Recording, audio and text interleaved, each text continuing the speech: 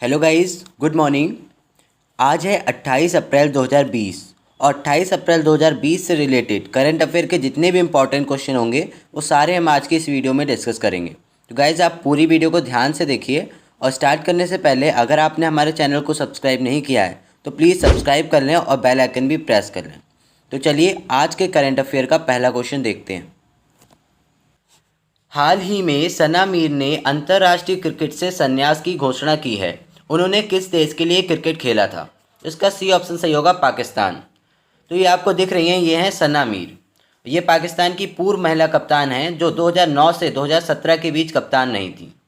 तो इन्होंने ही अभी अंतर्राष्ट्रीय क्रिकेट से संन्यास की घोषणा की है और ये पाकिस्तान के लिए खेला करती थी। अब सना मीर के बारे में कुछ और डिस्कस करें पॉइंट्स, तो सना मीर ने पाकिस्तान के लिए 226 मैचों में भाग लिया था और इन्हें 2018 में ओडीआई गेंदबाजों के लिए आईसीसी महिला रैंकिंग में नंबर 1 पर रखा गया था। अच्छा, अब ये पाकिस्तान की क्रिकेटर हैं, तो पाकिस्तान की बात करते हैं। तो पाकिस्तान की कैपिटल है इस्लामाबाद, पाकिस्तान की करेंसी है पाकिस्तानी रुपए, पाकिस्तान के प्राइम मिनिस्टर है इमरान खान। तो गाइज याद रखिएगा। चलिए अब नेक्स्ट क्वेश्चन देखते हैं। हाल ही में किस ऑटोमोबाइल कंपनी ने हिंदुजा लीलैंड फाइनेंस में 3.36% की हिस्सेदारी की है? इसका सी ऑप्शन सही होगा, अशोक लीलैंड में।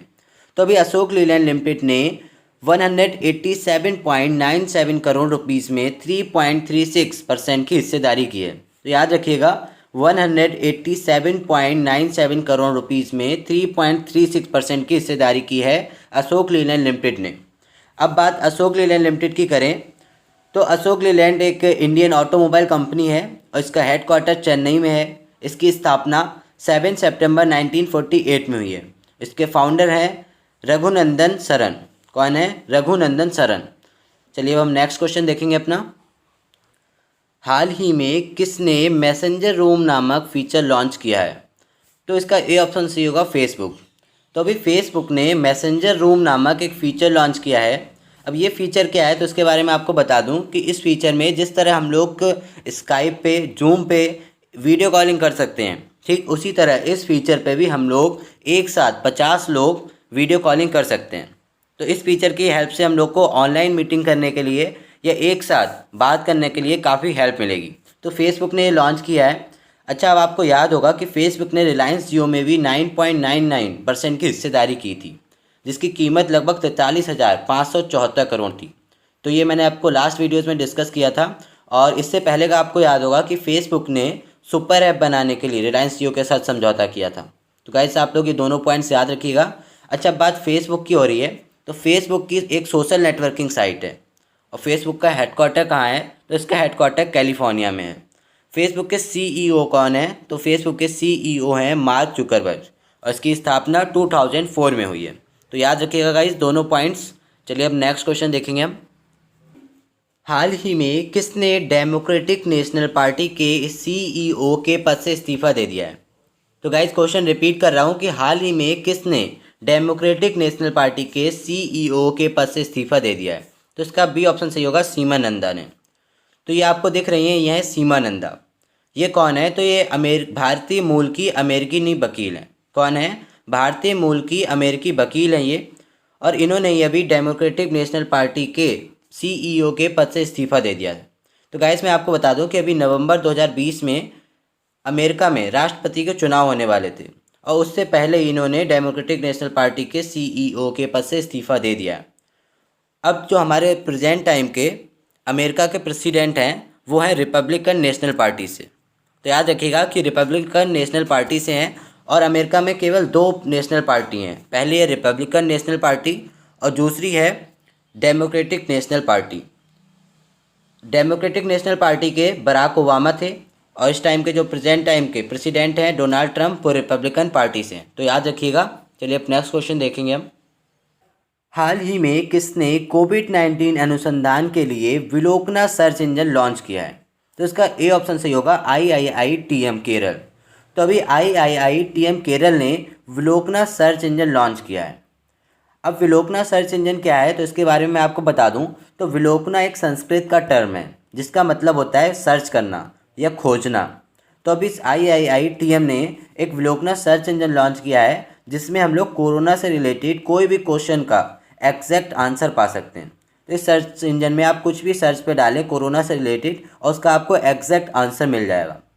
अब IIITM केरल की बात करें तो इसकी फुल फॉर्म है Indian institute of information technology and management Kerala. क्या है? Indian institute of information technology and management Kerala, तो याद रखिएगा। अब IIT रुड़की की बात करें तो गाइस कल की वीडियो में मैंने आपसे डिस्कस किया था कि IIT रुड़की ने एक सॉफ्टवेयर विकसित किया है जो एक्सरे का यूज़ करके मात्र 5 सेकेंड में कोविड-19 का पता लगा सकता है। अब IIT बॉम्बे की बात करें तो इसकी आपको 2 चीज़ें याद रखनी है। इसने डिजिटल स्टेथोस्कोप आयोसिंक ये डिस्कवर किया था और एक क्वारंटाइन ऐप बनाया था, तो ये आपको याद होगा। अब IIT दिल्ली की बात करें तो इसने प्रकृति नाम का एक डैशबोर्ड विकसित किया था। ये भी मैंने आपको लास्ट वीडियोज़ में डिस्कस किया था कि IIT दिल्ली ने प्रकृति नाम से एक डैशबोर्ड विकसित किया है जिसमें क्या है, हम लोग 3 सप्ताहों का कोरोना का फैलने का अनुमान लगा सकते हैं कि 3 सप्ताहों में कोरोना की कंडीशंस क्या होंगी, नेक्स्ट 3 वीक्स में कोरोना की कंडीशंस क्या होंगी। तो गाइस आप ये पॉइंट्स कुछ याद रखिएगा। चलिए अब हम नेक्स्ट क्वेश्चन देखेंगे अपना। हाल ही में सूक्ष्म लघु और मध्यम उद्योग मंत्रालय का नया सचिव किसे बनाया गया है? तो इसका ए ऑप्शन सही होगा, AK शर्मा को। तो अभी अरविंद कुमार शर्मा को सूक्ष्म लघु और मध्यम उद्योग मंत्रालय का नया सचिव बनाया गया। और गाइस मैं बता दूं कि अभी काफ़ी नए सचिव नियुक्त किए गए हैं, तो कौन कौन से हैं वो मैं आपको बता दूं। तो रवि मित्तल जो हैं इन्हें अभी खेल सचिव बनाया गया है। तरुण बजाज को कॉरपोरेट अफेयर मंत्रालय में सचिव बनाया गया है। और प्रीति सूदन की बात करें तो ये केंद्रीय स्वास्थ्य सचिव थे। कौन थे? केंद्रीय स्वास्थ्य सचिव थे और इन्हें 30 अप्रैल को रिटायर होना था, लेकिन अब इनका 3 महीने के लिए इनका कार्यकाल बढ़ा दिया गया। तो याद रखिएगा कि प्रीति सूदन का कार्यकाल 3 महीने के लिए बढ़ा दिया गया। और गाइस जैसा कि मैंने बताया कि अभी काफ़ी सचिव चेंज हुए हैं, तो मैं आपको उनकी लिस्ट दे रहा हूँ, बाकी आप उनको कॉपी पे लिख लें, वीडियो को पॉज करके आप इनको कॉपी में नोट डाउन कर लें। तो गाइस ये जो लिस्ट आपको दिख रही है इसको आप वीडियो को पॉज करें या फिर स्क्रीनशॉट ले लें और इसको सारे सीक्वेंस से कॉपी में नोट डाउन करके अच्छे से याद कर लें। तो चलिए अब हम नेक्स्ट क्वेश्चन देखेंगे अपना। हाल ही में किस राज्य ने कोविड-19 कर्मी बूट नाम का रोबोट तैनात किया है? तो इसका ए ऑप्शन सही होगा, केरल। तो अभी केरल राज्य सरकार ने कोविड-19 कर्मी बूट नाम का एक रोबोट तैनात किया है। अब इस रोबोट के बारे में मैं आपको बताऊं कि इस रोबोट का यूज़ कैसे किया जाएगा। तो इस रोबोट को जो भी कोरोना इन्फेक्टेड पर्सनस हैं उनको खाना और दवाइयाँ देने के लिए यूज़ किया जाएगा। तो गाइज़ आपको अभी ध्यान होगा, अगर आप मेरी वीडियो को डेली देखते होंगे तो आपको ध्यान होगा कि अभी IIT रोवर ने एक रोबोट विकसित किया था। उसका क्या नाम था? उसका नाम था वार्ड बूट नाम से एक रोबोट डिस्कवर किया था IIT रोपड़ ने। तो वो भी इसी पर्पज़ के लिए यूज़ किया था कि कोरोना इन्फेक्टेड पर्सनस को खाना और दवाइयाँ देने के लिए। और उस रोबोट में खासियत भी थी, वो अपने आप को खुद को सैनिटाइज भी कर लेता था। अच्छा बात केरल की करें तो केरल की कैपिटल है त्रिवंतपुरम। केरल के CM हैं पिनराई विजयन और गवर्नर हैं आरिफ मोहम्मद खान।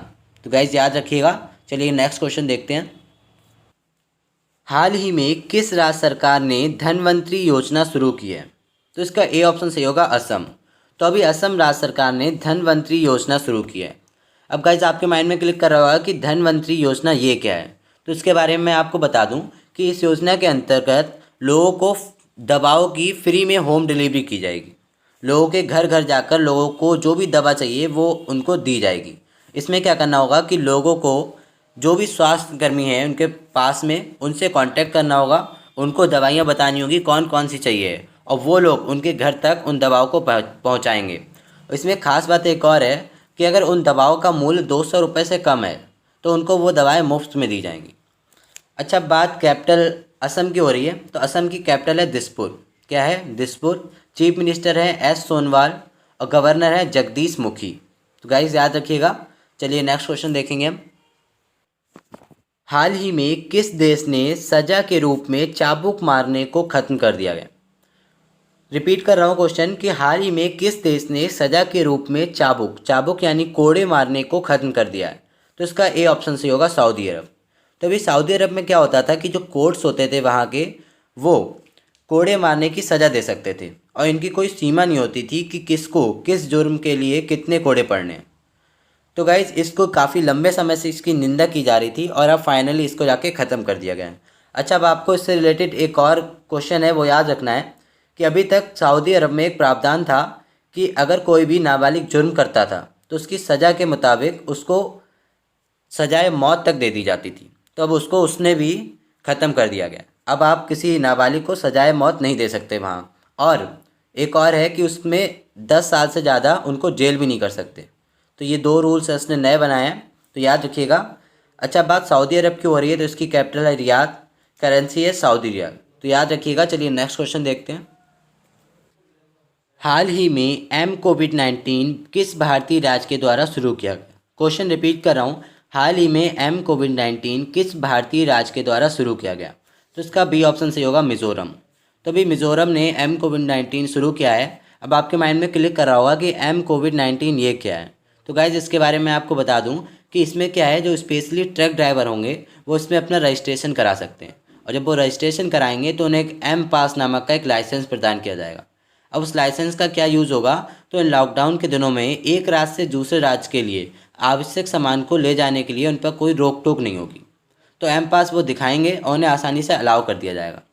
अब बात मिज़ोरम की हो रही है, तो मिज़ोरम की कैपिटल है आइजोल। मिज़ोरम के करेंट चीफ मिनिस्टर हैं जोरामथंगा और मिज़ोरम के गवर्नर हैं PS श्रीधरन पिल्लई।